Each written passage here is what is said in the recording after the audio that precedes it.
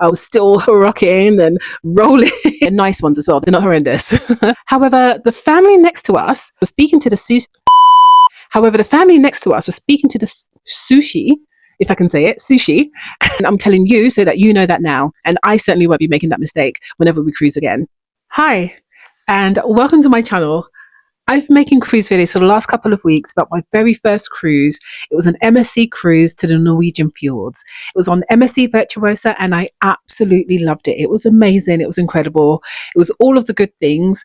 We're completely hooked now. We'll be booking our next cruise very soon. But in this video, I wanted to speak to you about things that I wish I'd known before I went on my first MSC cruise.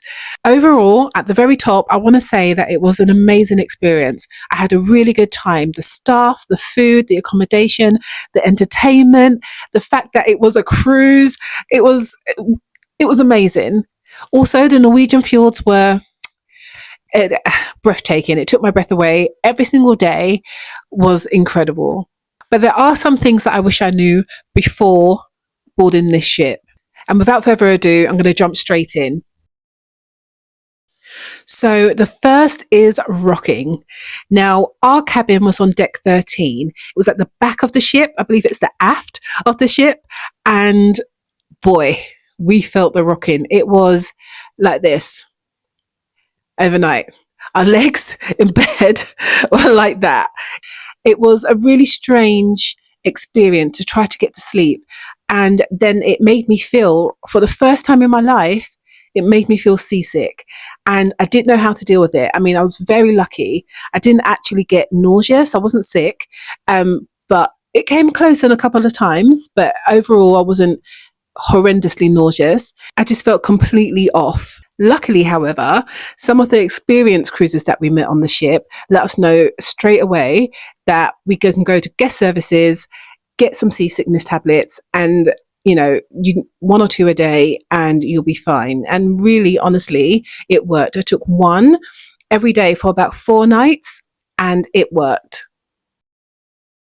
Now, in that same vein, I would say that the dizziness or the feeling, the discombobulated feeling, I would describe it as, of being on land actually lasts a few days. I think it lasted about 3 days before I felt completely normal without feeling like I was still rocking and rolling. But I did get back to normal. It did go away. It wasn't overwhelming, but still, I still felt like I was going like this. And I think it's just something that you have to get used to. It didn't take away completely from my experience of the trip or my enjoyment of the trip, but it was something that I definitely noticed. I don't know, maybe I was just naive that, it's so big, I wouldn't feel anything. But you do feel, well, I did feel something and I didn't enjoy it, but it didn't take away from the enjoyment of my trip. So if you wanted to watch a performance, I would 100% recommend the Michael Jackson performance on the very last night. I'm not sure if they do that on every cruise, but on MSC Virtuosa, the last night of the Norwegian cruise was the Michael Jackson performance. I think it was called Moonwalker, which is very deceiving because there's another show that we thought it was, but that was the Frank Sinatra show. So definitely look at the description first. But if you want to go to any of the shows in the Grand Theatre, but it's completely booked, which it does. Often it gets booked up on the first day. Go about 5 minutes before curtain and the doors are open. Even if you've got a ticket, it's just everyone in for themselves, fill up the seats that were available and get on with the show, basically. So don't feel disheartened if you can't get tickets to the show that you wanted. Go on the night, try it, you may just get in. If it's a sunny cruise, I mean, it wasn't Barbados weather, but it was really nice. We sat in the hot tub on our first sea day over the North Sea for hours. It was so nice. And you're provided with beach towels or pool towels, which is really generous and really nice of them, actually. They're nice ones as well. They're not horrendous. But you're provided with beach towels. And one thing that we saw a couple of cruisers do actually is they brought pegs with them. So they pegged their towels to the back of their sun loungers, and it just meant that they didn't blow away. And we thought that was the most amazing hack. I did mention it in a previous video of mine, but it's definitely something that I'm going to be taking with me going forward. So that's something I know now, and I will definitely bring some wooden pegs with me for my next cruise. So we were really impressed with the food on MSC Virtuosa. The food in the dining room was tasty. It was served promptly as well. Our waiter was incredible. We were in the opera dining room, and it was really nice, actually, I have to say. It didn't feel like a dining room, which was a bonus. But if you want to branch out from the food that's already included within your cruise fare, then of course there are the specialty restaurants. Now, I love any Asian food going. It is my absolute favorite food in the whole world. And there's a restaurant called Kato Sushi on MSC Virtuosa. Now, we went and it was delicious. It was so, so good. I was a little bit nervous because it was on day 6 of a 7-day cruise, and I didn't know what to expect, but we were so happy with it. However, the family next to us was speaking to the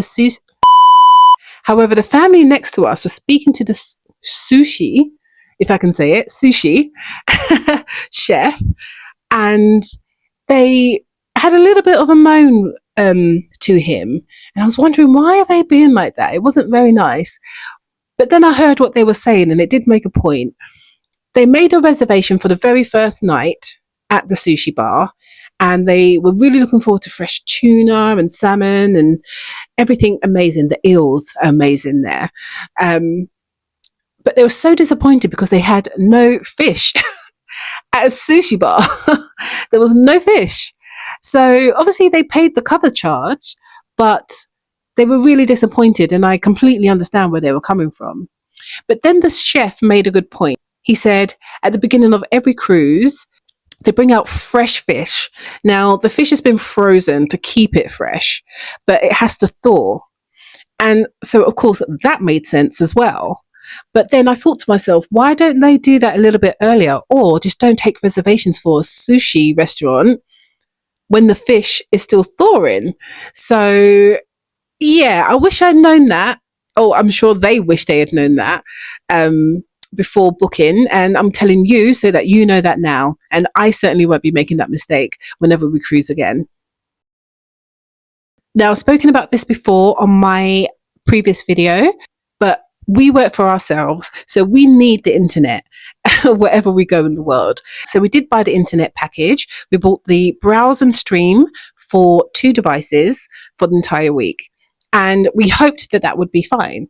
And when it worked, it was fine. It really was fine on the laptop, on the iPad, on our phones, whichever devices we linked up, it worked fine.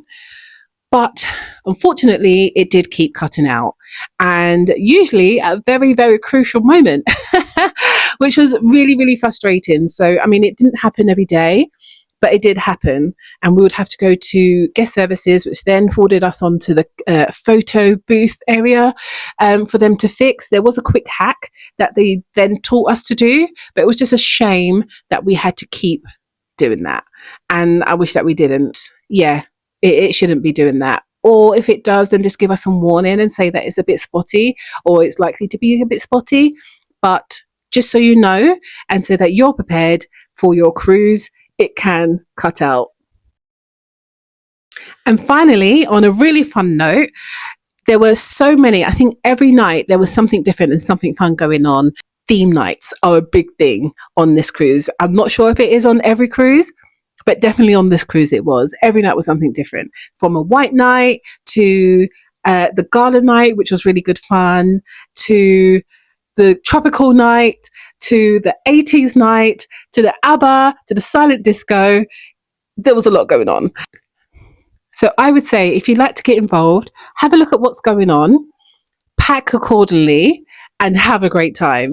I mean, we didn't have outfits for everything, especially tropical night or the ABBA night or the 80s night, but we had a great time anyway. And everyone else just seems to get into it and have a good time. The staff are really cool and really good fun. Such amazing dancers. If you like, you can get involved. If you don't, you can stand to the side. But everyone I saw there was having an amazing time. So those are the things that I wish I knew before my very first MSC cruise. I hope it's helped you. You've probably watched a million videos so far ahead of your cruise, but I hope this one was a little bit different and gave you a little bit of a real perspective of what it's like to cruise. I'm genuinely, that was my first ever cruise and I did love it. There were some things that weren't the best, but you know, resetting my own expectations, getting to know what cruising's all about. I loved it and it hasn't put me off. I'm definitely going to be booking again and I hope to see you again soon. If you like this video, please do subscribe and like this video and I'll continue to do some more. Thank you. Bye.